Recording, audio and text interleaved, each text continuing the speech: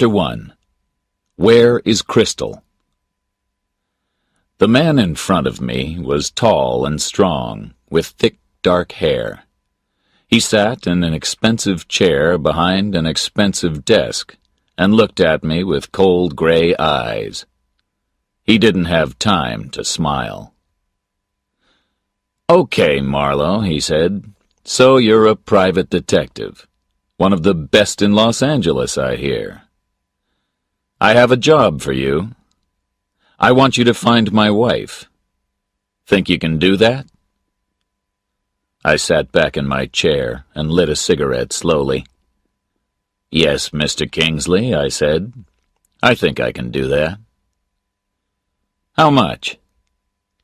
$25 a day, half a dollar a mile for my car, and $100 in my hand now, before I do anything." He looked at me, and I looked back at him and waited. Then he smiled. "Okay, Marlowe, you've got the job. But don't talk about it to the police. I have an important job here." He looked round his quiet, expensive office. The hot July sun didn't get into this room. "I want to stay in this job, and I can't have any trouble with the police." "Is your wife in trouble?" I asked. "I don't know. Perhaps. She sometimes does very stupid things, and she has dangerous friends." He gave me a drink and told me the story. "I have a house in the mountains, near Puma Point. Crystal went up there in May. She often meets her men friends up there." He looked at me. "She has a lot of men friends. You understand? But there was an important dinner down here on June 12th, and Crystal didn't come back for it." "So what did you do?" "Nothing. Because of this." He gave me a letter, and I read it. El Paso, 14th June. "I'm leaving you and going to Mexico. I'm going to marry Chris Lavery. Good luck and goodbye, Crystal." "I wasn't very unhappy about that," Kingsley said. "She can have him, and he can have her." Then, 2 weeks later, I heard from the Prescott Hotel in San Bernardino. Crystal's car was there, and they wanted money for it. But yesterday I met Lavery, here in town. He didn't know anything about Crystal, and he last saw her 2 months ago. So where is she? What happened to her? I thought about it for a minute or two, and then I asked him some questions. We talked for about half an hour. Kingsley gave me a photo of his wife with Chris Lavery. It was a good picture of Lavery, but not very good of the lady. I finished my drink and stood up. "Okay, Mr. Kingsley, I'm going to talk to Lavery, and then go up to your house in the mountains." "My house is at Little Fawn Lake," he told me. "A man works for me up there. Bill Chess is his name. And the girl at the telephone desk outside can help you. She knows a lot of my wife's friends. Talk to her. And you can phone me any time, day or night." Outside Kingsley's office, I looked at the girl at the telephone desk. She was small and pretty, with short red hair and blue eyes. I like redheads. I gave her my best smile. "Hi, Blue Eyes," I said. "Your boss says you know a lot of people. Tell me about Chris Lavery." "Chris Lavery? What do you want to know?" "Anything. Do you like him?" "Well," she said, "he has a beautiful body." "And all the girls like a man with a beautiful body, eh?" She laughed. "Perhaps. But I know nicer men than Chris Lavery. He knows too many women." We talked for about 10 minutes. Kingsley was right. Redhead knew a lot of people, and she liked talking. Perhaps her job wasn't very interesting. I sat on her desk and listened, and smiled into her blue eyes. She smiled back. Then I stood up. Well, I must go. See you again, Blue Eyes. Redhead laughed happily. Any time, Mr. Marlowe. I started with Lavery. He was at home at 623 Altair Street, down in Bay City. He didn't want to talk to me, but nobody wants to talk to private detectives. No, he told me angrily. I didn't go to El Paso with Crystal Kingsley. Okay, so we sleep together, but I don't want to marry her. She's very rich, and money is nice, but Crystal's a difficult lady. I last saw her about 2 months ago. I sat and watched him. So why did she write that letter from El Paso? Dunno. She likes playing games. Stupid games. It wasn't a very good story, and he knew it. I asked him some more questions, but his story stayed the same. I went out and sat in my car outside his house.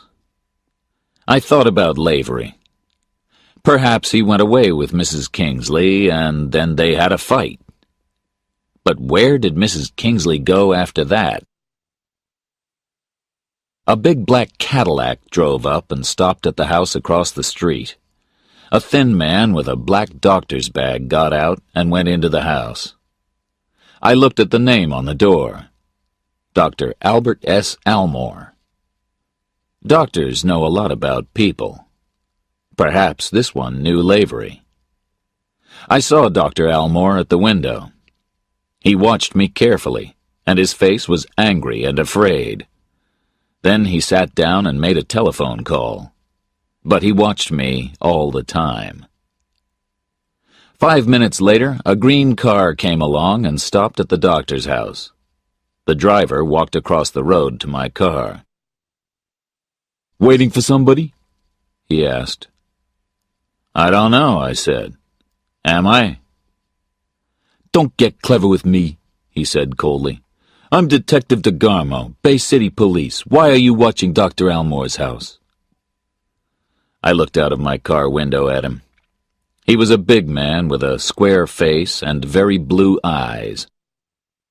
"What's all this about?" I asked. "I don't know Dr. Almore, and I'm not interested in him. I'm visiting a friend. What's the doctor afraid of?" "I ask the questions, not you," he said. "Go on, get out of here. Move!" He walked away and went into Dr. Almore's house. Back in Los Angeles, I phoned Mr. Kingsley and asked him about Dr. Albert S. Almore. "I don't know him, but he was Crystal's doctor for a time," he told me. "His wife died a year and a half ago.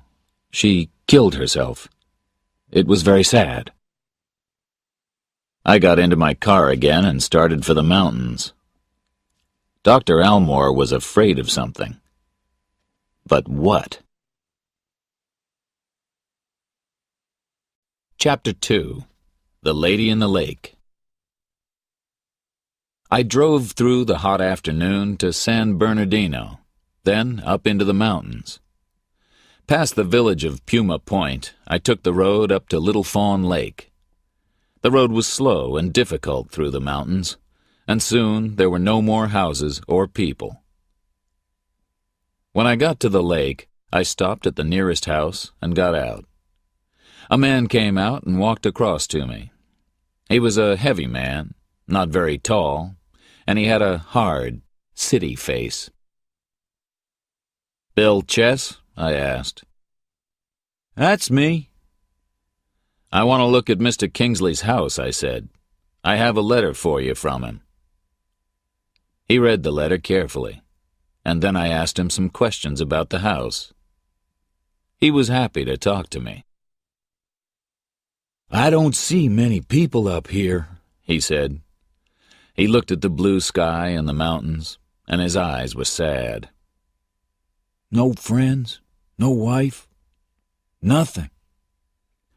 I got a bottle of whiskey from my car, and we sat together in the evening sun and drank. I'm a good listener. No wife, Bill Chess said again. He looked into his glass of whiskey. She left me. She left me a month ago, the 12th of June. I gave him some more whiskey and sat quietly. June 12th, the day when Mrs. Kingsley didn't go back to Los Angeles for the dinner. Tell me about it, I said quietly. He drank his whiskey quickly. It was not his first drink that day. I met Muriel a year and 3 months ago, he said slowly. We married 3 weeks later.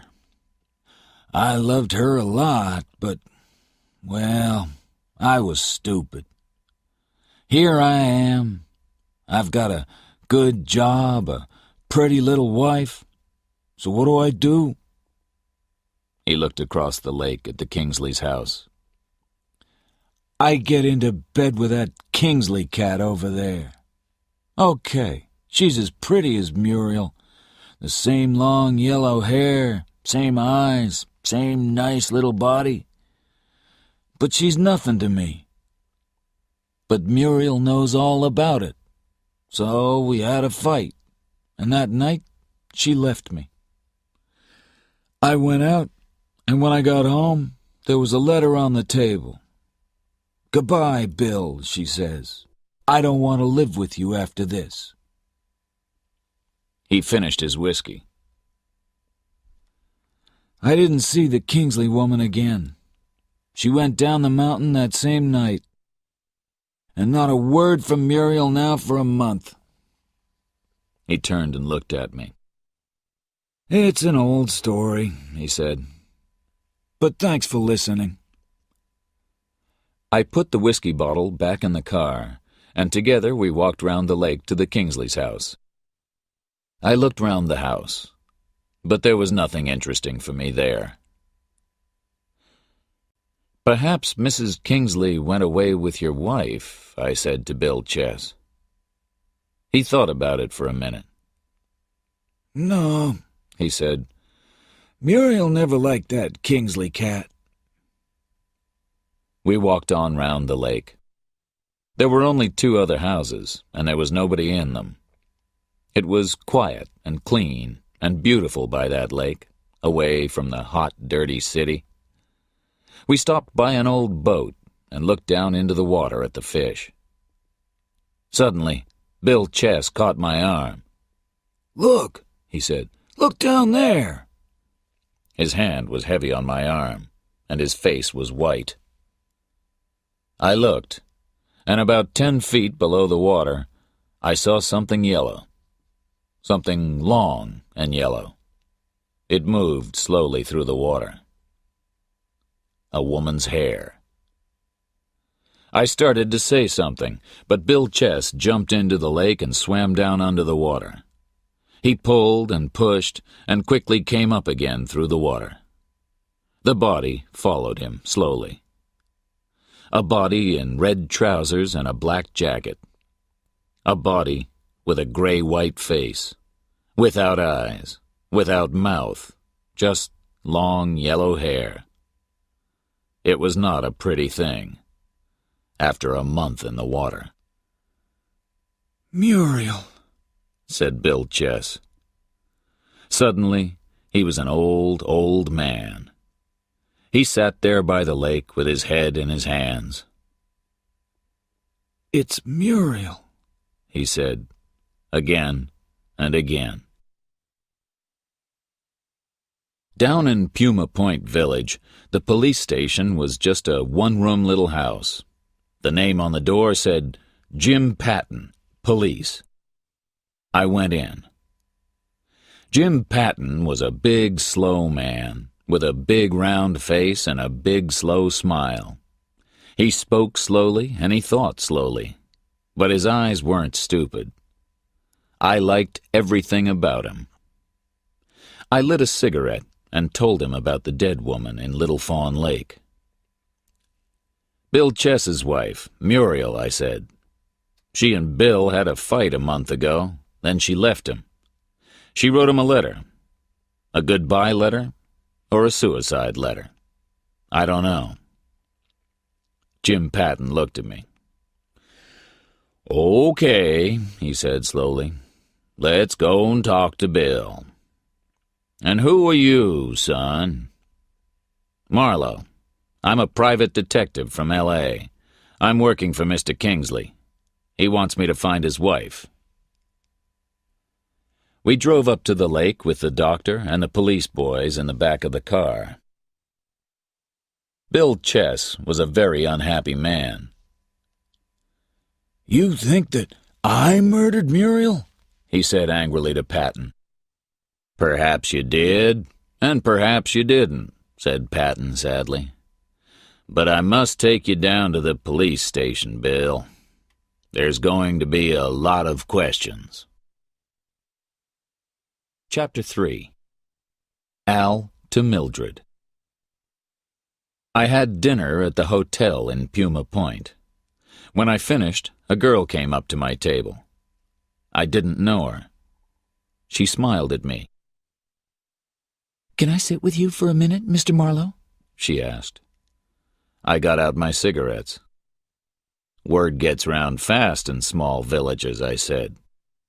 "What do you want to talk about?" She smiled again. "About Bill Chess. Do you think he murdered Muriel?" "I don't know. Perhaps. But I'm not interested in Bill or Muriel Chess." "No?" The girl put out her cigarette. "Listen to this, then.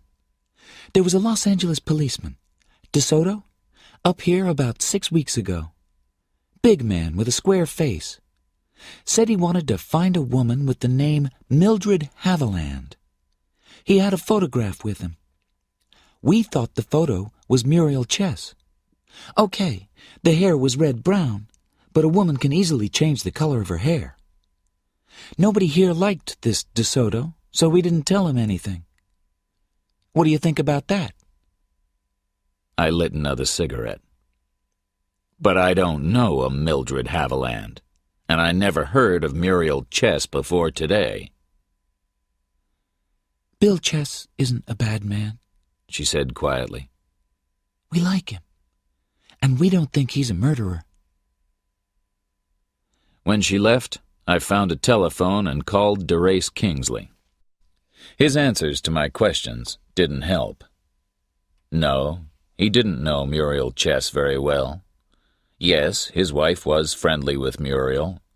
No, he didn't know a woman called Mildred Haviland.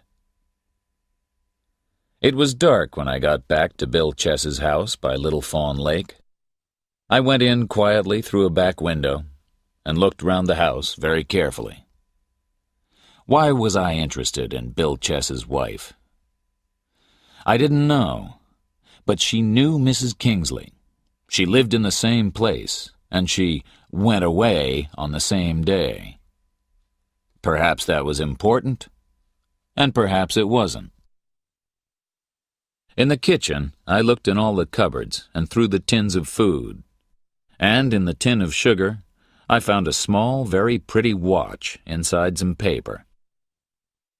On the back of the watch, there were some words. Al to Mildred, with all my love. Al to Mildred. Al somebody to Mildred Haviland. Mildred Haviland was Muriel Chess. Muriel Chess was dead.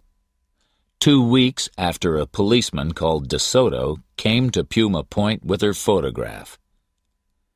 I stood there and thought about it. Mrs. Kingsley didn't come into this story. I drove back down to Puma Point and went into Jim Patton's office. I put the little watch on his desk. I looked round Bill Chess's house, I said, and I found this in a tin of sugar. Jim Patton looked at me sadly. Are you going to give me trouble, son? I looked round the house and didn't find anything. But your eyes are younger than mine. He looked carefully at the little watch. So, what do you think about this? He asked me. I don't think Bill Chess murdered his wife. I don't think he knew she had another name. But somebody from her past looked for her and found her, with a new name and a new husband. He didn't like that, and so he murdered her. Jim Patton thought about it. He said slowly. I like it. The story begins well, but how does it finish? Ask me tomorrow, I said. Jim Patton laughed. You city detectives are too fast for us slow mountain people. Good night, son. At about 11 that night, I drove into San Bernardino and found the Prescott Hotel. The garage boy was happy to talk to me, when he had some of my dollars in his dirty hand. He looked at the photo of Crystal Kingsley and Chris Lavery. Yeah, I remember the man, he said. He came up to the woman at the hotel desk, but this photo's not very good of the woman. A woman with the name Mrs. Kingsley left her car here on the evening of June the 12th and took a taxi to the station that night with the man. She wore a black and white dress with a black and white hat, and she was small and pretty with long yellow hair. Perhaps she was the woman in this photo, but I don't know. I thanked him and gave him $2 more for luck. It was too hot in San Bernardino, so I got back in my car and drove home to Hollywood. I got in at 2:45 in the morning. I had a bath, went to bed, and slept well. Chapter 4. A Pretty Lady's Gun. In the morning, I drank a lot of black coffee and made some phone calls. A good friend of mine worked in the city police offices. There was no detective with the name of DeSoto in the city of Los Angeles, he told me.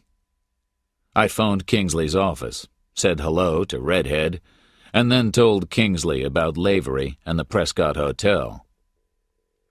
What are you going to do now? He asked me. Go and talk to Lavery again, I said. He met your wife in San Bernardino on June 12th, so I want a better story from him today. I drove down to Bay City and stopped the car up the street from Lavery's house. I smoked a cigarette and thought about Lavery. Then I saw a woman at Lavery's front door. She came out, closed the door quietly behind her, and walked away down the street. She wore dark glasses, a brown coat, and a light blue hat. I didn't see her face, but her hair was dark brown, and she had very nice legs. I like legs. I watched them all down the street. Lavery's front door was shut, but I gave it a little push with my finger, and it opened. I went in and called his name, but there was no answer. I walked round the house and had a look in his bedroom. There was a very big bed in there, but Lavery wasn't in it. I looked into some of the cupboards, shoes, jackets, shirts, trousers, and a woman's dress. An expensive black and white dress, with a nice little black and white hat. I closed the cupboard quietly and opened another door at the back of the room. Inside was a bathroom, and Lavery was at home. He was in the bath, and he was very, very dead. There was a gun on the floor, a small, pretty lady's gun, but it can kill as well as any other gun. I looked round the bathroom. There wasn't a fight. Lavery knew his killer. She opened the door, came in, and shot him 3 or 4 times. not Lavery's lucky day. I took the little gun with me and went out to my car. The street was quiet and sunny. No police cars, no policemen.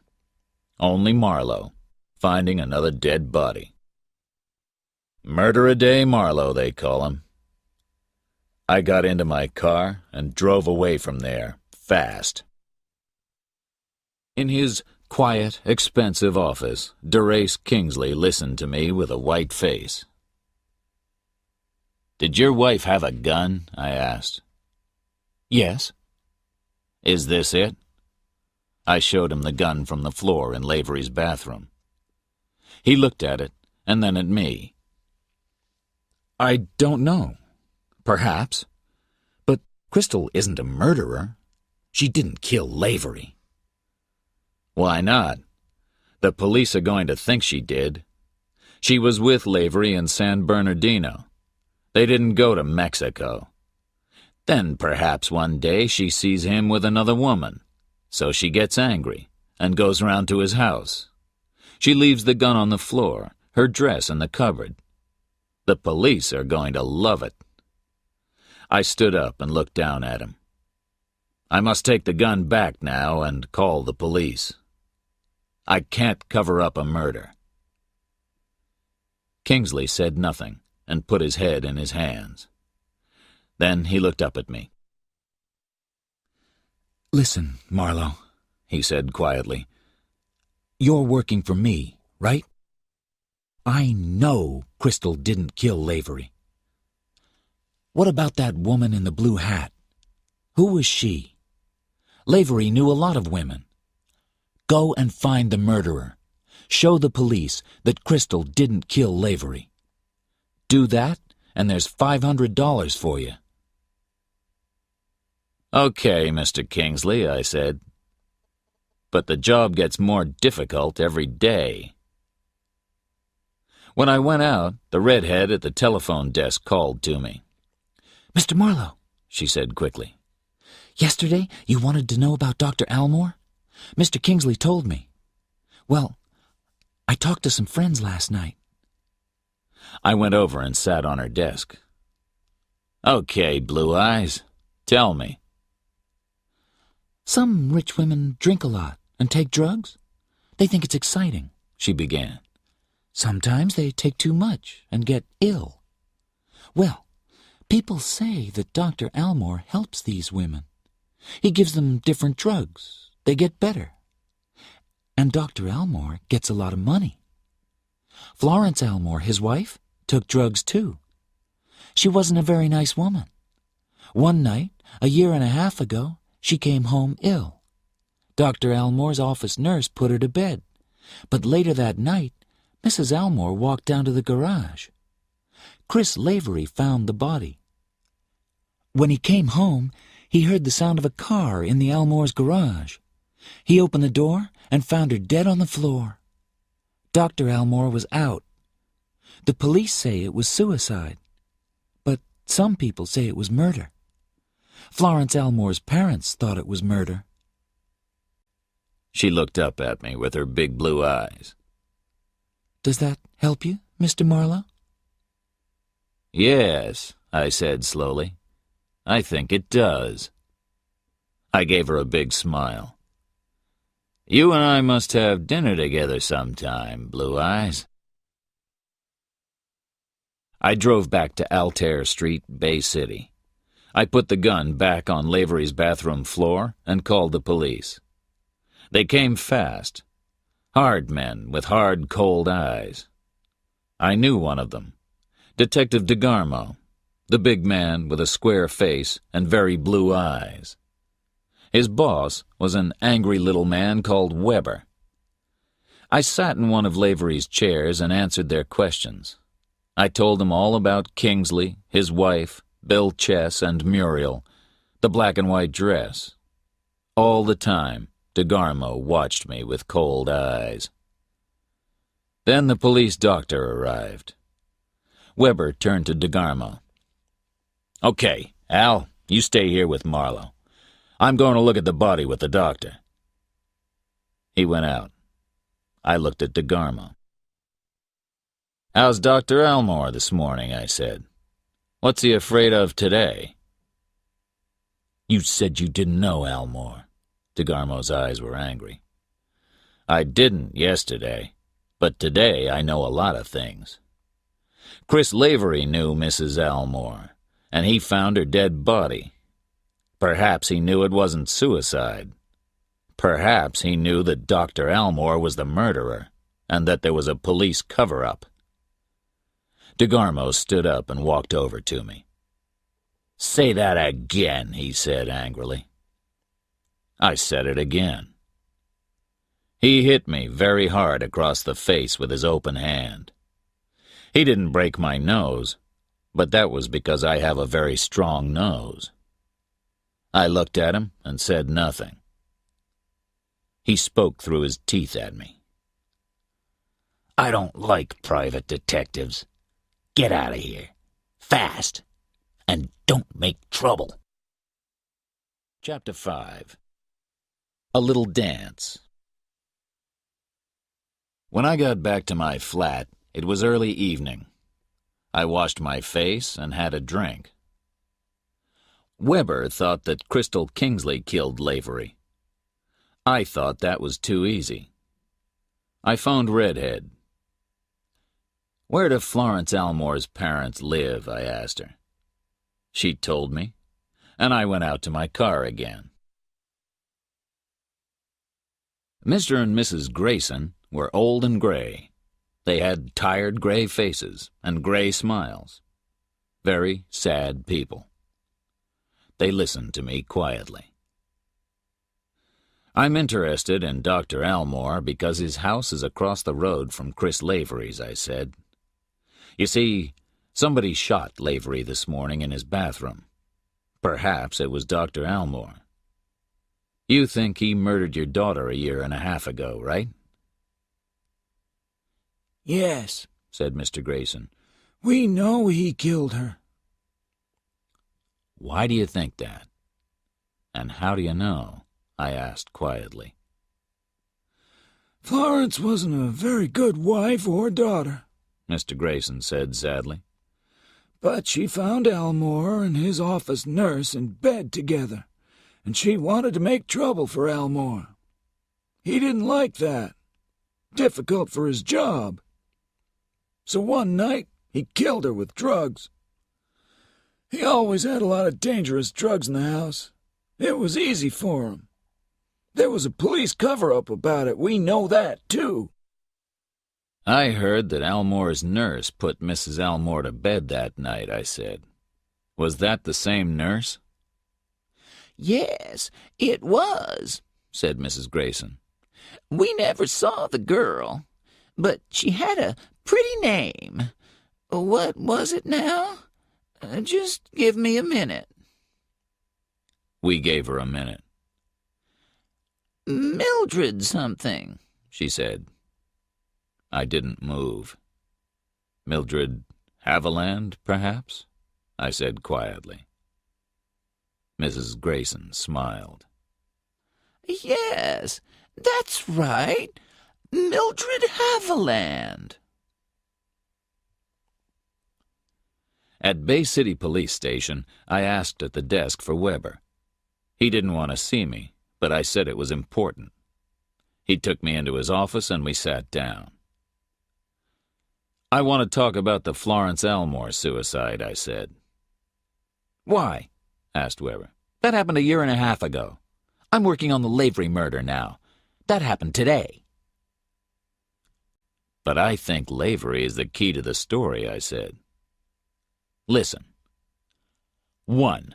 Muriel Chess's dead body came up in Little Fawn Lake yesterday. 2. I think Muriel Chess was Mildred Haviland. 3. Mildred Haviland was Dr. Elmore's office nurse a year and a half ago. 4. Mildred Haviland put Mrs. Elmore to bed on the night when she died. Was it suicide or murder? But Mildred Haviland left town soon after. Why was that? 5. Mildred Haviland then married and lived with Bill Chess at Little Fawn Lake. 6. Bill Chess worked for Mr. Kingsley up at the lake. 7. Kingsley's wife sometimes slept in the same bed as Chris Lavery. 8. Chris Lavery found Mrs. Almore's dead body a year and a half ago. "I don't understand," said Weber slowly. "I don't understand all the story," I said. "I don't understand why or how. But it's the same story. The same names go round and round in a little dance." I lit a cigarette and looked at Weber. "And Detective DeGarmo doesn't like any questions about the Almores. He gets very angry. Why? Was there something wrong about Mrs. Almore's suicide?" "Okay," said Weber. "I wasn't in this office at the time of the Almore suicide, but there was something not right. Perhaps somebody did murder Mrs. Almore." "And DeGarmo worked on the Almore suicide." "That's right." "And his name is Al. And the writing on Mildred Haviland's watch says, 'Al to Mildred, with all my love.' And a big man with a square face was up at Puma Point 6 weeks ago with a photo of Mildred Haviland." "Okay, Marlowe," Weber said tiredly. "What do you want?" "I want to show that Mrs. Kingsley did not murder Lavery.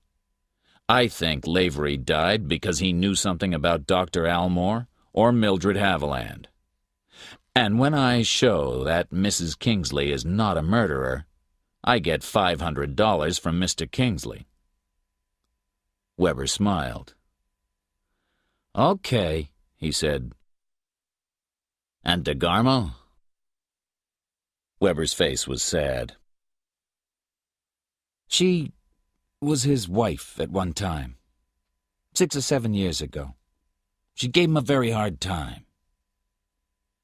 I sat very, very quietly and looked at him. Mildred Haviland was DeGarmo's wife? "Yes. She's dangerous, that lady. She eats men for breakfast, but they love it. One smile from her, and men jump out of windows for her. DeGarmo loved her then, and he loves her now." I got back to my flat at about midnight. When I opened the door, I heard the phone. I walked across the room and answered it. It was Derace Kingsley. "I heard from Crystal this evening. I'm coming round to your flat now. Be ready to move." The phone went dead. Chapter 6. Room 618. Kingsley arrived 5 minutes later. He didn't want to sit down, and he didn't want to drink. He pulled out a brown envelope and gave it to me. "Take this to Crystal," he said. "She's waiting for you now, in the Black Cat Bar down in Bay City. There's $500 in that envelope. She's in trouble. She knows the police are looking for her. She must get out of town tonight, but she wants money." I put the envelope on the table. "Not so fast," I said. "How does she know the police are looking for her? And did she kill Lavery? I'm not going to help a murderer." Kingsley's eyes were very unhappy. "I know that's difficult for you," he said quietly. "But what can I do? Perhaps she killed Lavery. Perhaps she didn't. I didn't speak to her on the phone. The girl in my office took the call. Crystal didn't want to talk to me, and I didn't want to talk to her. I don't want to see her again. But she is my wife." I walked across to the window and thought for a minute. "Okay," I said. "I'm going. I want to hear her story. But I give murderers to the police, okay?" Now, how is she going to know me? Kingsley smiled for the first time. Thanks, Marlowe, he said. Crystal says her hair's light brown now, and short, not long and yellow. And you can wear my scarf. She knows that. He took it off and gave it to me. It was green and yellow and red. The colors hit me in the eye. At 1:15 in the morning, the Black Cat bar was quiet. Only 5 or 6 people were at the tables.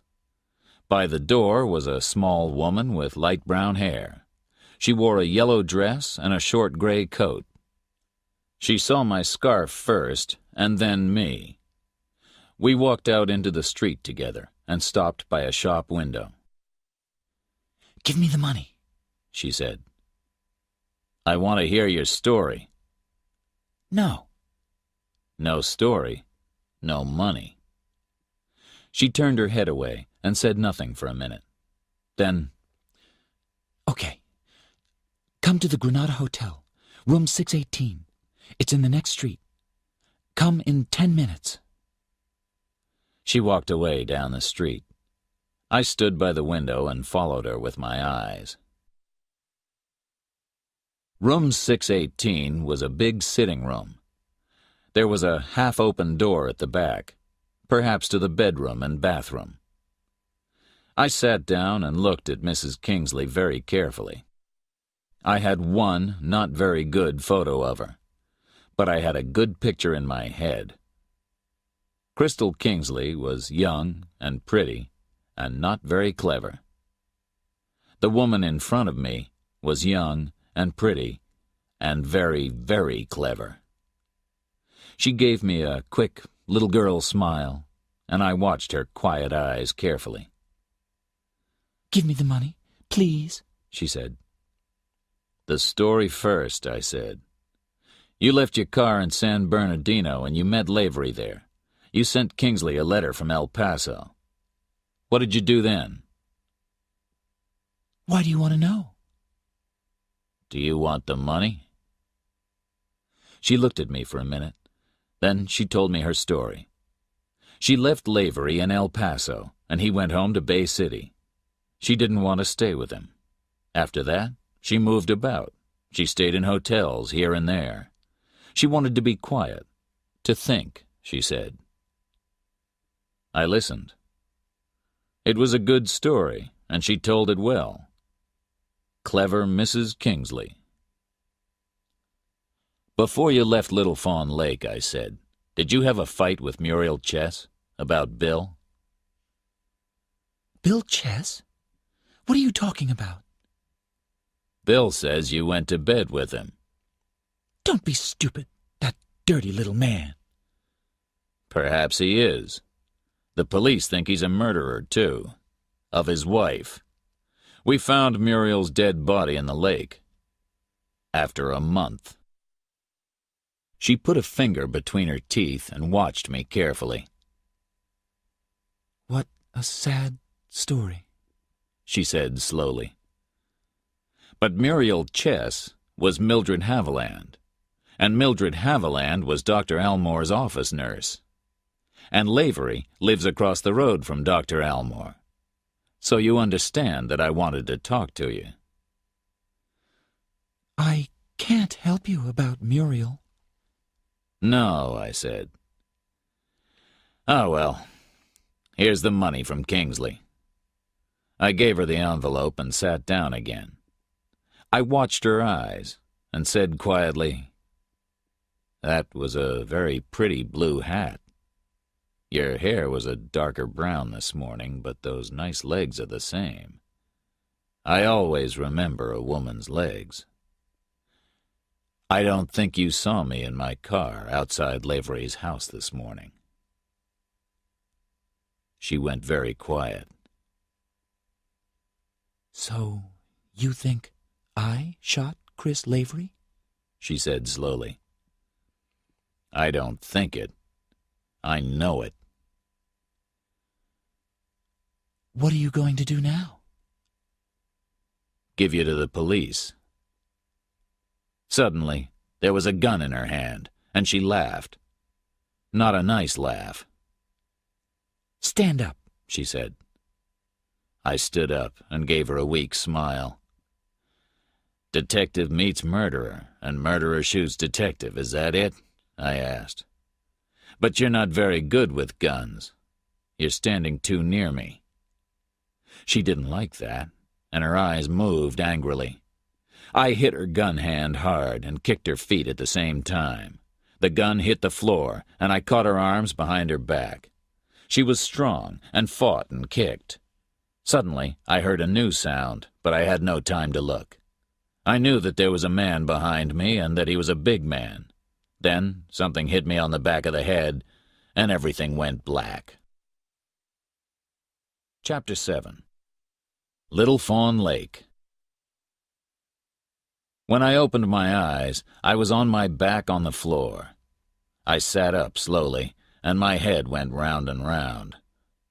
I closed my eyes again and waited. After 2 or 3 minutes, I opened them and began to stand up. It took me a long time. Suddenly, I was an old man of 95. And where was I? I remembered a girl with light brown hair and quiet eyes. I looked round the room. She was on the floor by the door to the bedroom. Her eyes were open, but she didn't see me. She didn't see anything, and she didn't say anything. There was a long kitchen knife in her throat, and the light brown hair and the yellow dress were all red. Murder-a-day Marlowe, I thought. This was my 3rd dead body, and I wasn't happy about it. You can find 1 murdered body, or perhaps 2, and walk away. But when you find 3 bodies in 2 days, the police start to get very interested in you. The hotel was very quiet, but suddenly I heard sounds of cars in the street. I went to the window and looked out carefully. Police cars. A lot of them. They stopped outside the hotel. Quickly, I found my coat, Kingsley's scarf, and the envelope of money. I left the room fast and went down at the back of the building. I found the door to the garage under the hotel, opened it quietly, and went through. I began to run to my car, but a big hand came out of the dark and caught my arm. And somebody said quietly into my ear, "Let's take a walk, Marlowe." I looked round, into the very blue eyes of Detective DeGarmo. We drove away from the hotel, and then stopped and talked in my car. DeGarmo was in trouble with his boss, Weber, and he didn't want Weber to find me. "What happened, Marlowe? There's a dead woman up in room 618. Somebody called the police 10 minutes ago." I lit a cigarette and told him my story. About the call to Kingsley, my meeting with Mrs. Kingsley, the man in the room, the hit on my head. He looked at me carefully. "Did you see this man?" "No. He was a big man, but I didn't see his face. This yellow and green scarf was on the floor." I showed it to DeGarmo. "I saw it on Kingsley earlier this evening. Perhaps Kingsley killed her. She made a lot of trouble for him." I watched his face. He thought about it for a minute. "Okay, I'm interested," he said. He looked at me. "I want to find this murderer before Weber finds him, and then perhaps I can get out of trouble. Let's go and talk to Kingsley, eh? Where does he live?" But Kingsley was not at home. We found a phone and I called Redhead, but she didn't know.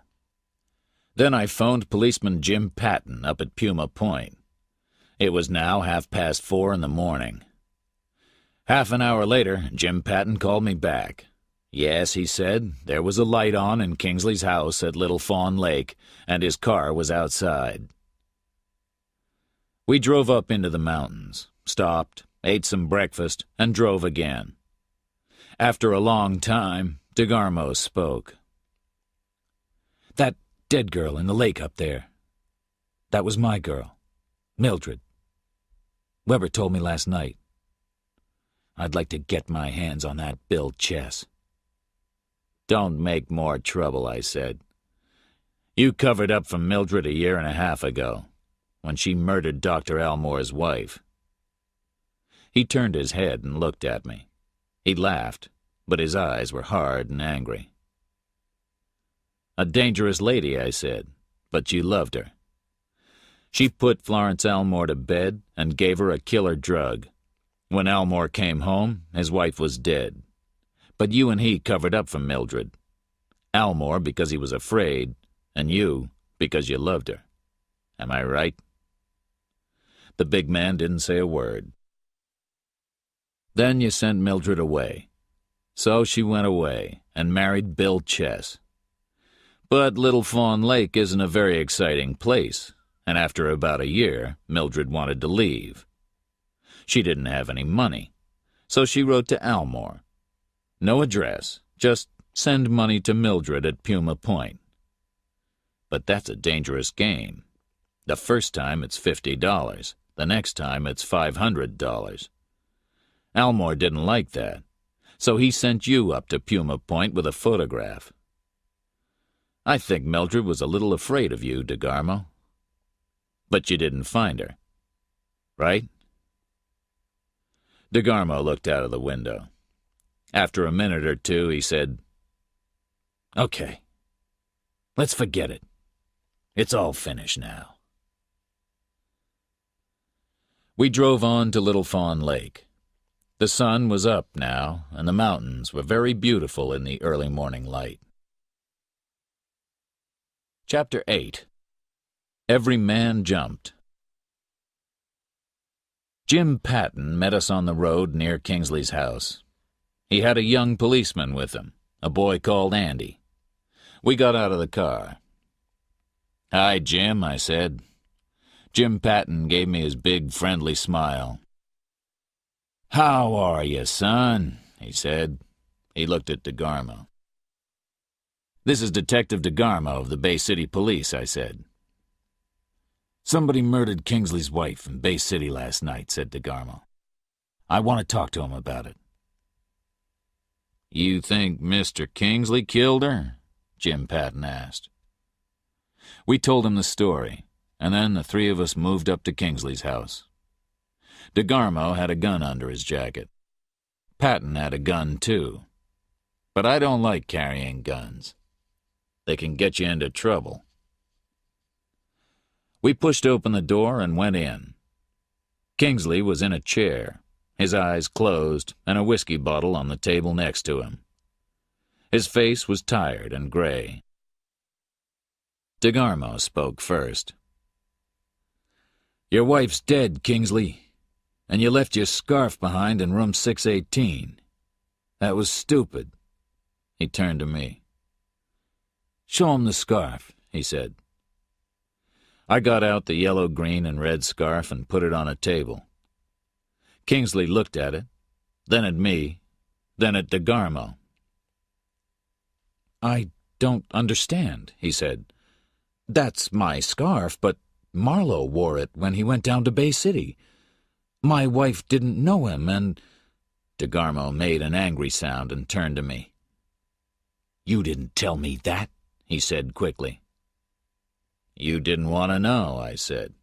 "You wanted Kingsley to be the murderer. That was a nice, easy answer." I looked at Kingsley. "I only saw your wife in a photograph, but I did see her before last night. She was the woman in the blue hat outside Lavery's house yesterday morning. I told you, remember?" "I didn't hear about a woman in a blue hat," said DeGarmo angrily. "So Mrs. Kingsley did murder Lavery then?" "No," I said. "She didn't murder Lavery. And you know that better than anybody. She didn't shoot Lavery yesterday morning. Because she died a month ago. Crystal Kingsley was the dead woman in Little Fawn Lake. And the woman in the Granada Hotel last night was Mildred Haviland, and Mildred Haviland was Muriel Chess. So Mildred Haviland murdered Chris Lavery yesterday morning, and somebody murdered Mildred last night. For a long time, nobody spoke. Then Jim Patton said slowly, "But Bill Chess thought the woman in the lake was his wife." "After a month in the water," I said. "The body wore his wife's clothes and had the same long yellow hair. Everybody thought it was Muriel. Why not?" "Finish the story, son," Jim Patton said. He watched DeGarmo all the time. He didn't look at Kingsley. So I told them. They all listened to me very carefully. DeGarmo's face was white, and his eyes were hard and cold. I told them about Florence Elmore's murder a year and a half ago, and about the police cover-up. "Mildred was a very dangerous lady," I said. "After the first murder, the next murder is easy. She wanted to leave Little Fawn Lake, and she wanted money. Elmore didn't give her any money. But Crystal Kingsley was rich, and Mildred found her in bed with her man, Bill. Mildred didn't like that. So she murdered Mrs. Kingsley and put her body in the lake. Then she pretended to be Mrs. Kingsley. She took her money, her clothes, and her car and went down to San Bernardino. There she met trouble. Chris Lavery. Lavery knew that she was Muriel Chess and not Crystal Kingsley. But Mildred was a clever girl. When she said jump, every man jumped for her. So she took Lavery away with her and wrote to Kingsley from El Paso. I stopped. Nobody said anything. Nobody moved. Kingsley looked at the floor, Patton looked at DeGarmo, and DeGarmo looked at nothing. I lit a cigarette. But then Lavery went home to Bay City. She stayed near him because he was dangerous to her. He knew that she wasn't Crystal Kingsley. Then I began to ask questions about Mrs. Kingsley, and that was the finish for Lavery. Mildred went down to his house and shot him in the bathroom. I stopped again, and Patton said slowly, "So who killed Mildred, son? Do we know that, too?" The room was very quiet. "Let's say that it was a very unhappy man. He loved Mildred. He helped her many times, but it wasn't easy for him. He wanted to stop the murders. 3 were too many. But he didn't want everybody to know her story. Let's say it was DeGarmo." DeGarmo moved away from the window, and his gun was in his hand. "That's a very interesting story, Marlowe." He smiled, but not with his eyes. "How did I find her, then?" "I think Elmore saw her outside Lavery's house one day. He told you, then you followed her to the Granada Hotel. Easy for a detective." "Yeah," DeGarmo said. He began to move to the door. "Well, I'm leaving now, and no fat old policeman is going to stop me." "Don't do it, son," Jim Patton said to him quietly. DeGarmo laughed and looked at the gun in his right hand. Patton didn't move, but his gun spoke for him, and DeGarmo's gun flew out of his hand and hit the floor. DeGarmo turned and ran to the door. We went to the window and watched. "I can't shoot a man in the back," Patton said sadly. "He's going to take Andy's car, but he can't get out of these mountains. We can stop all the roads." DeGarmo ran to Andy's car, got in, and drove away fast. I turned and looked at Kingsley. He stood up, got a new bottle of whiskey from the cupboard, went into the bedroom, and closed the door. Patton and I went quietly out of the house. We drove down to Puma Point. On the road outside the village, there were some cars and a lot of people. We stopped and got out. A man came over to us. "There's a car down there, Jim," he said. "The man drove too fast and went off the road down the mountain. They're pulling him out now." We went and looked. 100 feet down the mountain was Andy's little red car. The men down there carefully pulled something big and heavy out of the car. It was the dead body of a man.